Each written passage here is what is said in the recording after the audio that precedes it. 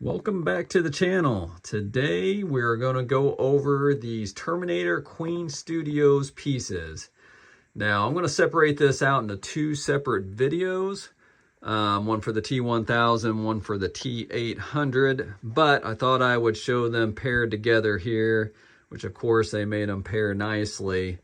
And also I'll give a little background information on these couple of pieces. So yeah, let's just dive in. Now, as mentioned, this was made by a company called Queen Studios back in 2020. Now, at that juncture in my collecting, I really had zero interest in getting anything that was of a human character. I mean, no offense to the people that have some of those older pieces, but they just did not look hyper realistic, and I wanted something that looked like it jumped off the movie screen.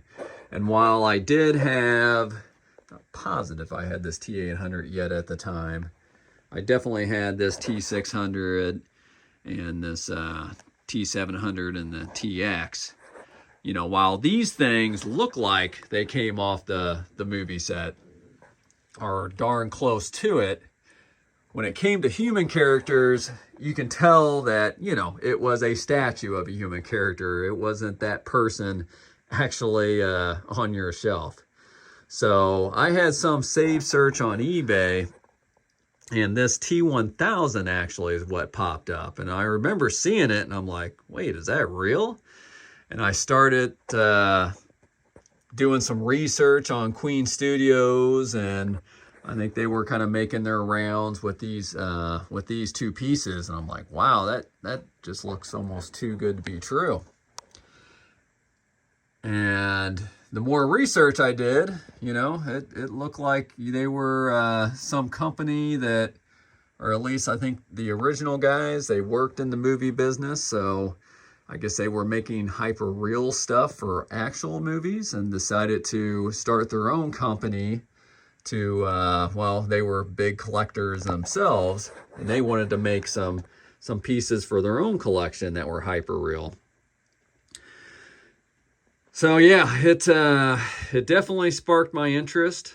Now, the price tag on these was also, I was not spending near as much on collectibles back then as I've spent in the last few years, of course.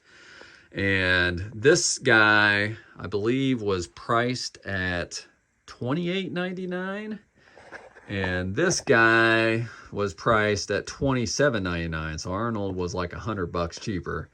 I guess since the T1000 included his arm, it was a little more expensive, even though they definitely had to do a little more work on the battle damage that they put here. So anyhow, I got a hold of a seller overseas that was working directly with Queen Studios, and I think he just recently sold out of the T800, but he still had a couple of the T1000s left. And I was really debating, because I was like, man, that is a lot of money, and money does not grow on trees in the life-size household. Otherwise, I would get into the money tree foresting business if I was successful there. So it was a lot of change for me to spend at the time. But the more I looked at it, and just the hyper realism and the detail that they put into it, and being such a huge Terminator fan, I really see this kind of as a piece of art. Or at least that's what I convinced myself as. And I went ahead and I did pull the trigger. And really, I have not been disappointed. That kind of got me hooked to get these hyper real busts. So yeah, let's just dive into the review. And let's just start off with the base here on this review. Now, it's got some type of futuristic design. Now, these glasses were just something I added. I don't think it has anything to do with the movie. I don't really recognize anything here. I think they just kind of gave it like a cool futuristic design. Now you can see the T1000 has the same base, but it has that cool bullet hole effects on theirs where, you know, this one is just one solid piece.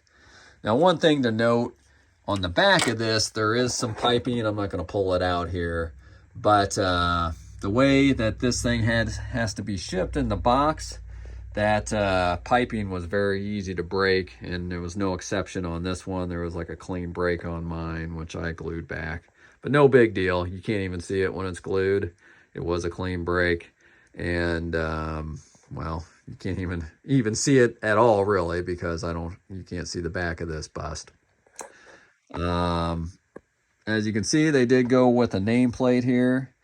It does say 3D on it, but I think that is because that is the license that they got in order to license this bust. So they had to add the 3D part.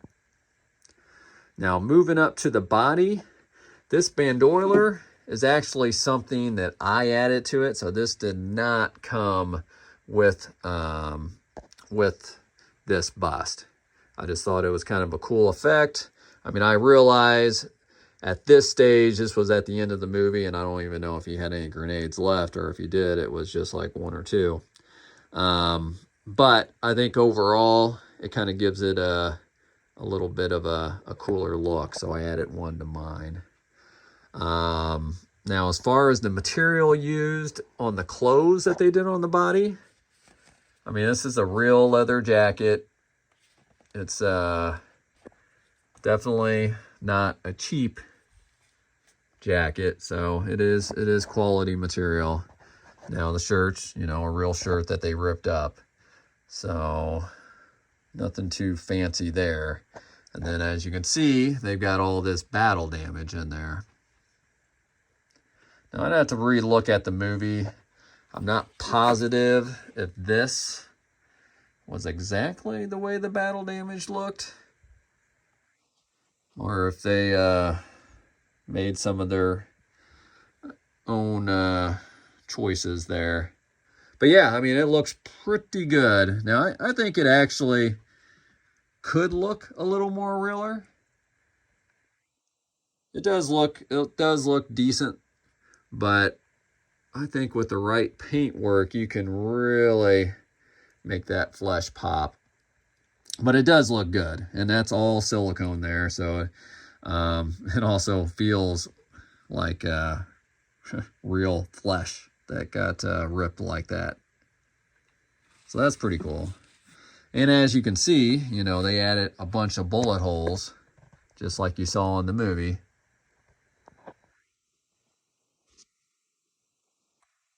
So very cool. And then really, the star of the show, of course, is the sculpt of Arnold. And for me, this is the best sculpt that I've ever seen of Arnold. I mean, the new Queen Studios clean version Arnold that's coming out possibly later this year looks just as good, maybe even a little bit better. But the reason why this thing is in such demand and hard to get is because I think they nailed the likeness more than anything I've seen. And I've seen some really talented makers over the years make this Arnold. And even in fact, the dummies that they made for the movies that Stan Winston Studios did, I'm sure they used the life molds of Arnold. They used silicone also. They got very talented people. But even those, to me, look off. They look a little off. You know, I mean, I'd still love to have one in the collection, but it still doesn't look as close to what Arnold looked in the movie, where I think this one, you know, it's not 100, but it's pretty darn good. So I commend them. There's been so many people that's tried it, and they got the closest that I've seen. So now let's just kind of go over the details here. So you can see in his neck, they got various bullet holes. Of course, Arnold's big vein there. The skin, of course, looks super real. Yeah, you can see Arnold's big vein in his neck there also. I mean, Arnold was a huge guy, very into weightlifting, so he had some massive veins. And then you can actually see, you know, the stubble that they put on this. So there's actual little bitty hairs punched into the silicone. That makes it look very lifelike. So the skin and the stubble, awesome job. And just the bullet hole effects. And as you can see here, I mean, look how realistic those eyes look. You can see the eyelashes in there. Big vein on his forehead. A couple scrapes that he's got there.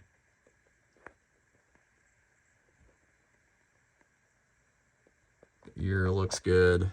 The hair, very nicely done. It has product in it, not quite as much product as what my T800 had on it. But it looks very good. And each one of these hairs were individually hand punched, which God knows the time it took whoever or whoever's that worked on this.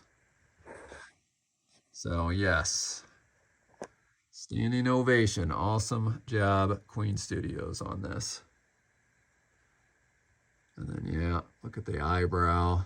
That's pretty much almost torn off here. All the torn off flesh there. And you can see, you know, the endoskeleton.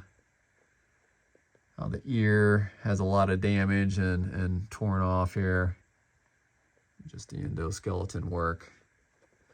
Now, one of the complaints I do have on this bust is the endoskeleton part could be chromed more. In fact, it should be chromed more. I mean, it looks good, but if I hop over to here, you can see that this one has a more chrome effect to it. And that's the way it should be. But it still looks really good. And I think the teeth here could definitely look better. That should be showing through a little bit more. So they could have did a little bit better work in those couple of areas. But all in all, small gripes in the overall package. I do just love this bus. It may be just because I'm such a Terminator fan, the favorite thing I had in the collection. So I mean, you want to have a great Arnold. So yeah, nope. Before I forget, let me show you guys the actual certificate that came with it. Now you can pause it if you'd like to read it, but as you can see, they only made 99 of them. So that's why you kind of see the crazy prices that are going on today for it. Now, as mentioned, they are doing a clean version, which looks very, very good. And it actually has the one arm with the shotgun. It's got the sunglasses, you know, very iconic look. I think they're sold out now, but I almost guarantee once they do start shipping, you'll be able to find a few of them. It's not cheap. It's boy, I think it's like $4,800. So they definitely gone up in price. And you know, it is a clean version. So I think this one will still be pretty highly sought after because it's the battle damage version. And I hope Infinity Studios or another studios of like quality, you know, tackles the battle damage T2 again. So collectors can get something good in their collection and not spend, you know, exaggerated prices that you see for this thing. But thanks for sticking around. If you guys got any questions, comments, put it down below. And until next time. Hey guys, I appreciate you watching another video. I'm a huge fan of home theater and these movie replica props. I'm going to put out a couple of videos each week in those areas. And if you're a huge fan like I am, go ahead and hit that subscribe button, and I'll see you in the next video.